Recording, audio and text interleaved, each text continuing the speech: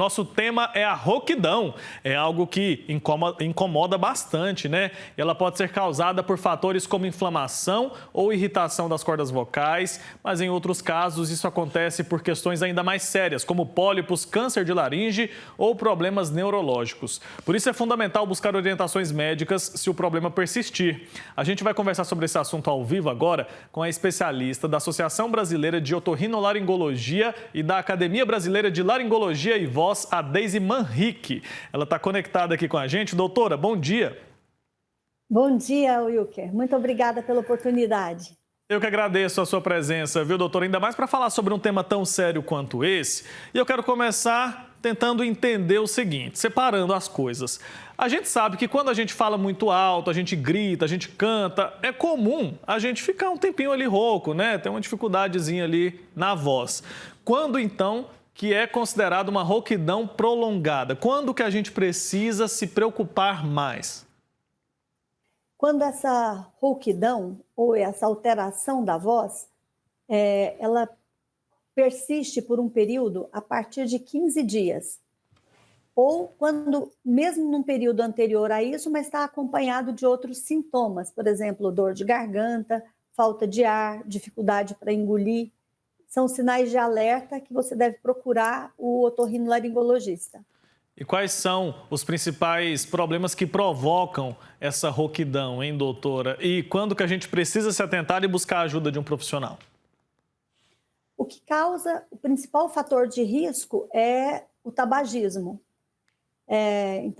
Ou condições que são de mau uso ou abuso da voz.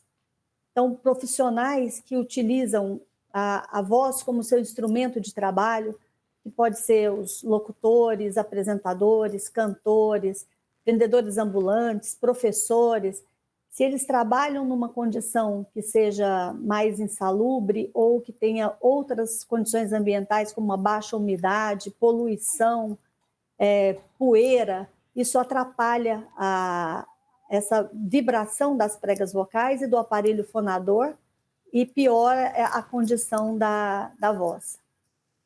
E quando a pessoa está com esse problema, o que ela deve fazer? Imagino que aqueles remédios caseiros podem ajudar em alguns casos, mas em outros podem representar algum risco. O que a gente pode fazer para tentar solucionar esse problema, principalmente as pessoas que trabalham com a voz ou que têm esse problema de rouquidão recorrente?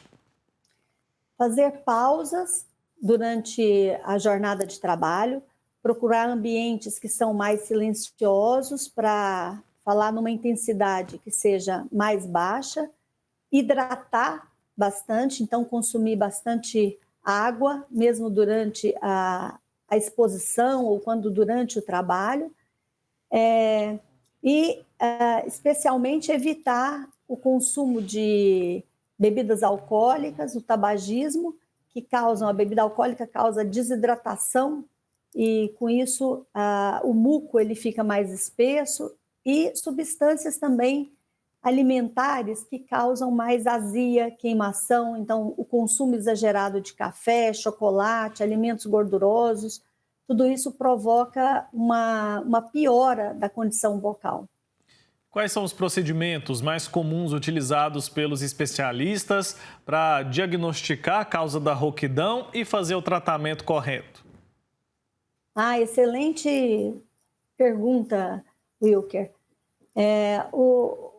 Hoje, com a tecnologia que nós temos, esse instrumento fonador, ele pode ser avaliado pelo médico otorrinolaringologista de várias maneiras, além da história e da anamnese, que é todos esses dados clínicos que a gente comentou antes, mas a gente utiliza fibras óticas associadas a equipamentos de vídeo, então tanto exames que são denominados de nasofibrolaringoscopia ou laringoscopia flexível, rígida, que são fibras que a gente, através do acesso pela fossa nasal ou pela boca, a gente consegue examinar a laringe, que é o órgão mais importante desse aparelho fonador.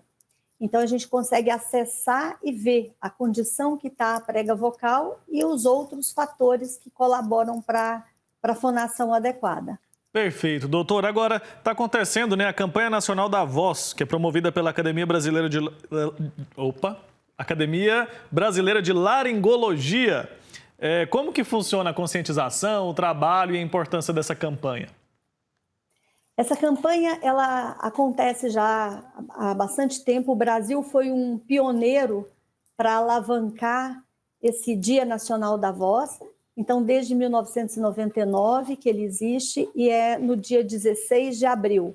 E durante todo esse período que compreende esse dia da voz, nessa campanha, principalmente com a atuação da mídia, de apresentadores como vocês, que divulgam a importância desse diagnóstico precoce e da atenção dos trabalhadores que usam esse instrumento, que é a laringe, como o principal instrumento de trabalho, para fazer o diagnóstico precoce e ter a consciência desses cuidados em relação à voz. Porque quanto mais tempo, quanto mais precocemente e de forma mais adequada são feitos esses cuidados, mais tempo esse aparelho fonador vai estar numa ótima condição e permitir o trabalho, a convivência social, a comunicação como um todo. E eu vejo essa questão da voz, assim como a questão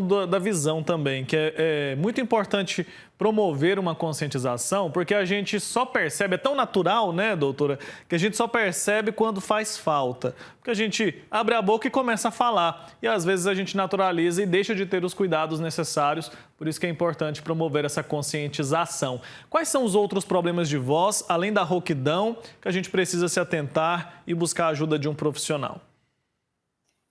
A sensação de pigarro, azia, queimação que chega até a região do pescoço, que é onde está localizada a laringe, então nessa parte alta do pescoço, sintomas de falta de ar, cansaço para falar, uma diminuição, a sensação da diminuição da resistência vocal, então empreender um maior esforço para a emissão sonora ou para a comunicação. Isso são sinais de que tem algum músculo, ele está sendo um pouco mais exercitado que outros e está entrando num pouco mais de fadiga.